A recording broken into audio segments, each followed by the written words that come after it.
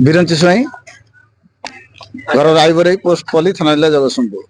ବର୍ତ୍ତମାନ ଆଗକୁ ଆସୁଛି 2024 ଆଉ ହାତ ଗଣତି ବାକି କେମିତି କାଟିକି ଚାହୁଁଛନ୍ତି ଆପଣ ମତଦାନ ପାଇଁ ବହୁ ଯୋଉ ନବୀନ ବାବୁ କହୁଛନ୍ତି 4.5 କୋଟି ଓଡିଆ ଡେଭଲପମେଣ୍ଟ କାମ ଆମେ କରିଛୁ, କିନ୍ତୁ ପ୍ରକୃତ ପକ୍ଷେ ଡେଭଲପମେଣ୍ଟ କାମ କିଛି ଆମ ଗ୍ରାମ ଗହଳିରେ ହେଇନାହିଁ, ଯାହାକି ଗତାଗତରେ ରାସ୍ତାର ବିପର୍ଯ୍ୟସ୍ତ ଅଛି। ବାରମ୍ବାର ରାଜନେତାଙ୍କୁ ଅବଗତ କରାଯାଇଥିଲେ ମଧ୍ୟ କାମ କିଛି ଡେଭଲପମେଣ୍ଟ ହେଇନାହିଁ। ଆବାସ ଯୋଜନାରେ ଯୋଉ ଦୁର୍ନୀତି ହେଇଛି, ଚାଳ ଘର ଥିବା ଲୋକଙ୍କୁ ଆବାସ ଯୋଜନା ମିଳୁନାହିଁ।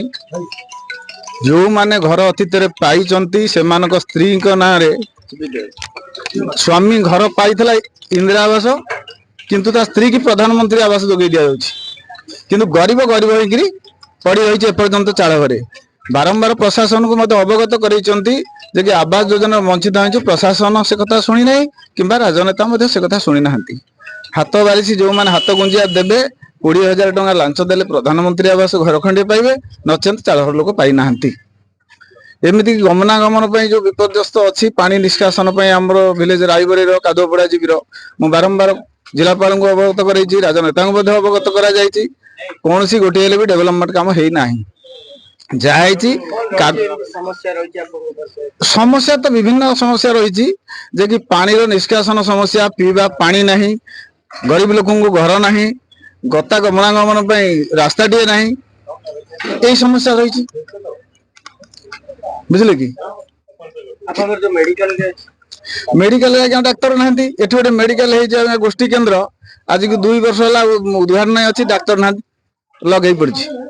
ବାରମ୍ବାର ଅବଗତ କରାଯାଇଛି ପ୍ରଶାସନକୁ। ଏଭଳି ସ୍ତରରେ ସମସ୍ୟା ଥିବା ବେଳେ ଆଗାମୀ 2024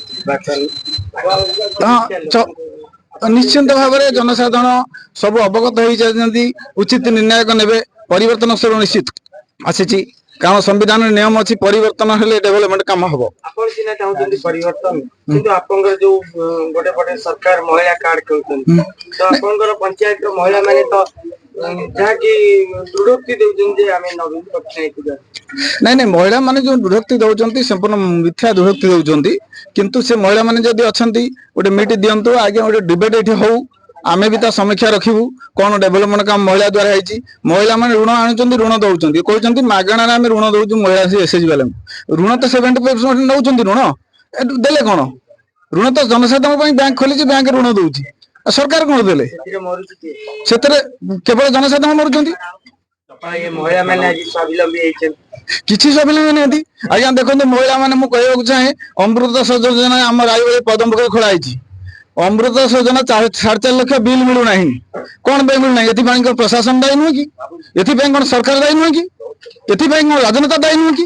ଇଣ୍ଟରନ୍ୟାସନାଲ ରାଜନେତା ଫୋନ କରି ବନ୍ଦ କରିଛନ୍ତି ଯେ ପଦମପଖରେ 5.5 ଲକ୍ଷ ଟଙ୍କା ବନ୍ଦ ଅଛି। ମୁଁ ମଧ୍ୟ ପକ୍ଷରେ ଚାହୁଁ ରାଜନେତା ଆସିପାରନ୍ତି ଯଦି ଆମେ ତାଙ୍କୁ କହିସାରି, କଣ ପାଇଁ 4.5 ଲକ୍ଷ ବନ୍ଦ କରିଛନ୍ତି? ଏ ତାଙ୍କ ପୈତୃକ ସମ୍ପତ୍ତି ନୁହେଁ, ସରକାର ଜନସାଧାରଣ ଟ୍ୟାକ୍ସରେ ସରକାର ଚାଲିଛି।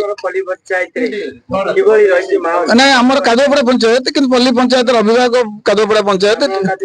ଆଜ୍ଞା ମହଲ ତ ଆଜ୍ଞା ବିଭିନ୍ନ ସମସ୍ୟା ଲିଟିଗେସନ ଭିତରେ, ଯେ ଆବାସ ଯୋଜନା ଗରିବ ଲୋକ ଗୋଟେ ଘର ପାଇନି, ଯୋଉମାନେ ଆଜ୍ଞା ସ୍ୱାମୀ ପାଇଛି ଘର, ଏସି ତାଲିକାରେ ସିରିଏଲ ନମ୍ବର 313 ରେ ଗୋଟେ ଲୋକ ସ୍ୱାମୀ ପାଇଛି ଘର, ତା ସ୍ତ୍ରୀ ପୁଣି ଆବାସ ଯୋଜନା ପାଉଛି, କିନ୍ତୁ ଚାଳ ଘର ଥିବା ଲୋକ ଗରିବ ହିଁ ରହିଛି। ସେମିତି ସବୁଦିନ ଥିବ।